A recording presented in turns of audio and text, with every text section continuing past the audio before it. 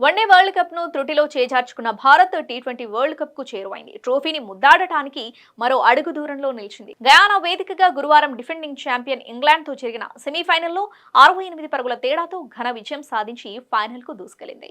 Title పోరులో Barbados వేదికగా దక్షిణాఫ్రికాతో team India శనివారం తలపడనుంది. అయితే సెమీస్ లో భారత్ చరిత్రలో నిలిచిపోయేలా విజయఢంకా మోగించింది. 2022లో ఇంగ్లాండ్ చేతిలో పరాజయానికి ప్రతీకారం తీర్చుకుంటున్నట్లుగా టీమిండియా చెలరేగింది. మొదట బ్యాటింగ్ చేసిన టీమిండియా నిర్ణీత 20 ఓవర్లలో 7 వికెట్లకు 171 పరుగులు చేసింది. అనంతరం ఛేదనలో ఇంగ్లాండ్ 16.4 ఓవర్లలో 103 పరుగులకే కుప్పకూలింది. కాగా ఇంగ్లాండ్ పై భారత్ సాధించిన ఘన విజయానికి దిగ్గజ క్రికెటర్ సచిన్ టెండూల్కర్ ఫిదా అయ్యాడు. ఆల్రౌండర్ షోతో సత్తా చాటిన టీమిండియాను మెచ్చుకున్నాడు. కఠిన పిచ్ పై బ్యాటర్లు సగటు స్కోర్ కంటే ఎక్కువ పరుగులు సాధించగా భారత బౌలర్లు మిగిలిన పనిని గొప్పగా పూర్తి చేశారని అన్నాడు. సవాలైన పిచ్ పై భారత్ అద్భుతంగా 171 పరుగులు సాధించింది.